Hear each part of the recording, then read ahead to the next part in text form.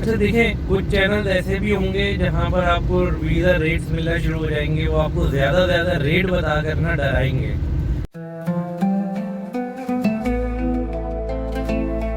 अस्सलाम वालेकुम नाज़रीन, उम्मीद है आप सब खैरियत से होंगे। नई वीडियो के साथ आपकी खिदमत में एक दफ़ा फिर हाज़िर हूँ। अल्हम्दुलिल्लाह उम्रा वीज़ा खुल चुके हैं। नए उम्रा वीज़ा का जो है वो नए उम्रा सीज़न का आगाज़ हो चुका है और अल्लाह के फ़ज़ल व करम से वीज़े लगना शुरू हो चुके हैं। जो डेमो वीज़े बेसिकली होते हैं, डेमो वीज़े फॉर मार्केटिंग पर्पज़ कह लीजिए या यूँ कह लीजिए कि आपने जब लोगों को बताना होता है, तो जो कंपनी के ओनर्स होते हैं या उनके कोई जानने वाले ख़ास लोग होते हैं, उनके शुरू-शुरू में वीज़े निकाले जाते हैं।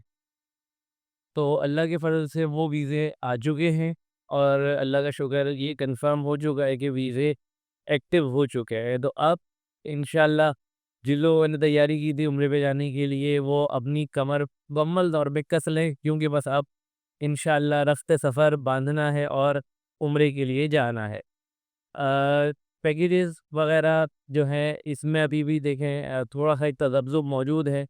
2, 3, 4 दिन लगेंगे और टिल नाउ जब तक मैं ये वीडियो बना रहा हूँ, अभी तक चीज़ें प्रॉपरली वाज़ेह नहीं हैं। तो इसलिए आप तैयारी ज़रूर कीजिए, मगर जो है आपने जल्दबाज़ी नहीं करनी। अभी देख रहे हैं, ट्रैवल एजेंट समझ रहे हैं, वो जो सारी बातें की जा रही थी कि अब आपने उम्रा वीज़ा जो लेना है, वो विदाउट आपकी जो होटल वाउचर है, आप नहीं जा सकेंगे। आप जो है विदाउट ट्रांसपोर्टेशन नहीं जा सकेंगे। प्रॉपर आपकी हर चीज़ की एंट्री होना ज़रूरी है कि कितने दिन आपने मक्का में रहना है, कितने दिन मदीने में रहना है, कौन-सी ट्रांसपोर्ट यूज़ करनी है। ये सारी चीज़ें जो कही जा रही हैं स्टिल क्लाउड क्लियर नहीं है, क्योंकि अभी वीज़े उतरेंगे, प्रॉपर नहीं उतरेंगे, ये अभी सब लोग देख रहे हैं। पहले ये होता था कि आपको डमी एंट्रीज़ के ऊपर भी वीज़े मिल जाते थे, तो वो एक पर्टिकुलर आपका तकरीबन 500 साढ़े 500 रियाल से लेके 570 रियाल तक जो है वो आपको वीज़ा मिल जाया करता था। हर कंपनी अपने-अपने हिसाब से चार्ज करती थी आपको। मगर रेट तकरीबन यही रहते थे, तकरीबन विदाउट ट्रांसपोर्ट और विद ट्रांसपोर्ट। अब अभी तक जो है वीज़ा के रेट अनाउंस नहीं हुए हैं प्रॉपरली। अच्छा देखें, कुछ चैनल्स ऐसे भी होंगे जहाँ पर आपको वीज़ा रेट्स मिलना शुरू हो जाएँगे, वो आपको ज़्यादा रेट बताकर ना डराएँगे।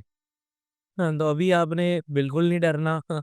वीज़ा रेट्स के ऊपर आपने टेंशन नहीं लेनी, क्योंकि अभी क्लाउड ने क्लियर होना है। तो ये ज़हन में रखिएगा और उसके बाद वीज़ा रेट प्रॉपर आएँगे। ये सब ज़्यादा बता के एक मार्केटिंग स्ट्रैटेजी होती है ताकि लोगों से ज़्यादा पैसे लिए जा सके। पहले थोड़ा-सा रुके थे, अगर वाक़ई ज़्यादा रेट हुए होंगे तो सबने एक बात करनी है और जो है सब जब ये कह रहे होंगे तो ज़ाहिर है मार्केट ही एक ही बोली हो जाती है फिर। तो ये थोड़ा-सा 2-4 रोज़ निकलेंगे, तो उसके अंदर आपको चीज़ें क्लियर हो जाएँगी। वो आपसे सिंपल यानी अपनी एक होता है ना यार, कर लेंगे, मैनेज कर लेंगे। वो उस बिहाफ़ पे आपसे पैकेज और जो है ना टिकट वग़ैरह और सारी चीज़ों के वीज़े के पैसे आपसे चार्ज कर रहे हैं, जो पैकेजेज़ हैं। लेकिन अगर चीज़ें उनके कंट्रोल से थोड़ा बहुत बाहर होंगी, तो डेफ़िनेटली उन्होंने आपसे चार्ज करना है, क्योंकि पैकेजेज़ में नीचे लिखा होता है कि प्राइस बढ़ने की सूरत में या पॉलिसी तब्दील होने की सूरत में जो है जो भी रकम इज़ाफ़ी होगी वो क्लाइंट को अदा करनी होगी। तो ये एक ऑप्शन डेफ़िनेटली ट्रैवल एजेंट्स के पास ओपन होता है।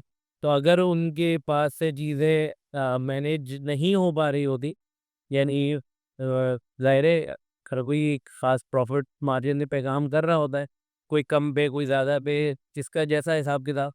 तो वो फिर देखते हैं कि भाई अगर हमें अब बचत ही नहीं हो रही, तो फिर डेफ़िनेटली वो आपको फिर कहते हैं कि भाई आपने मज़ीद पे करना है, पॉलिसी में ये शिफ्ट आया हुआ है।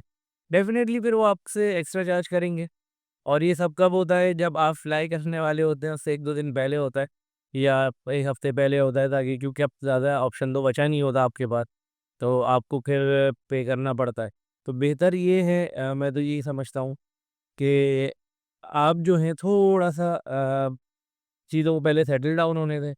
2-4-5 रोज़ के बाद फिर आपने जो है वो जब चीज़ें सेटल डाउन हो जाएँ, तो फिर आपने जो है अप्लाई करना है तमाम चीज़ों के लिए, पैकेज लेने के लिए।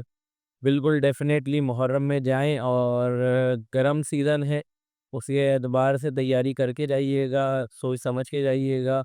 खुसूसन वो लोग जिनके साथ बूढ़े और बच्चे हैं, क्योंकि वहाँ 45 से 47 तक टेम्परेचर होगा। अभी भी 42-43 तो नॉर्मली वहाँ चल रहा है, 45 तक जा रहा है। तो और फिर फ़ील लाइक अलग है।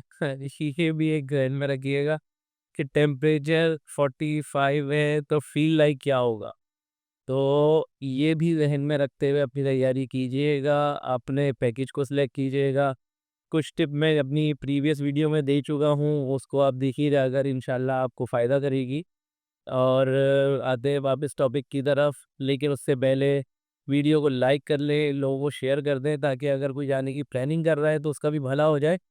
क्योंकि जल्दबाज़ी के अंदर कहीं ऐसा ना हो कि अभी तो बुक कर लें, क्योंकि देखिए कोई भी ट्रैवल एजेंट होगा ना, तो वो ये जल्दी करेगा कि भाई बस आ जाए क्लाइंट मेरे पास आ जाए, मेरा ग्रुप फिल हो जाए, क्योंकि ज़ाहिर है टिकटें बुकी भी होती हैं, इन्वेस्टमेंट हुई भी होती है, तो हर बंदा ये चाहता है कि जल्द से जल्द मेरी जो अमाउंट है वो सिक्योर हो जाए। तो मैं उनको गलत भी नहीं कहता, उनकी ज़ाहिर है एक ह्यूज इन्वेस्टमेंट होती है ट्रैवल एजेंट की, जो हमें नज़र नहीं आ रही होती। हम ये समझते हैं कि यार बस ये प्रॉफ़िट ले रहे हैं, वो प्रॉफ़िट नहीं ले रहे होते। वो पीछे आपको अगर पैकेज सस्ता मिल रहा होता है, तो उसकी वजह ये होती है कि पीछे उन्होंने टिकटें खरीदी भी होती हैं और कम पैसों पे ली भी होती हैं, तो वो मैनेज कर पा रहे होते हैं आपको सस्ता पैकेज देने के लिए।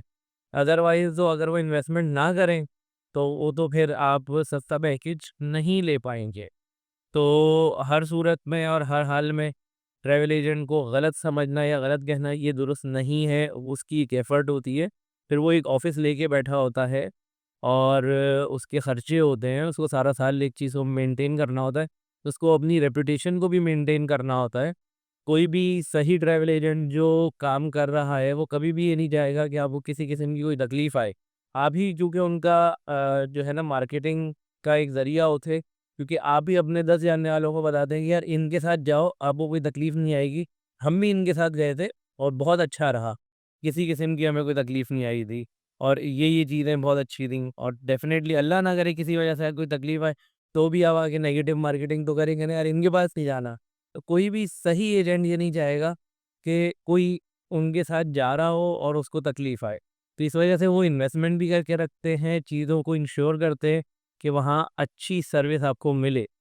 तो आप किससे डील कर रहे हैं, आप उसकी मार्केट रेपो भी ज़रूर देखा कीजिए और फिर उसके बाद फ़ैसला किया कीजिए। बहरहाल एंड करने से पहले एक दफ़ा फिर मैं अपने उस मशवरे को दोहराऊँगा, 2-4 दिन रुक जाइए, 2-4 दिन के अंदर आपको चीज़ें वाज़ेह हो जाएँगी कि आपने जो है क्या करना है और कैसे करना है। अपना बहुत ख़्याल रखिएगा, इंशाअल्लाह नेक्स्ट वीडियो में फिर मुलाकात होगी।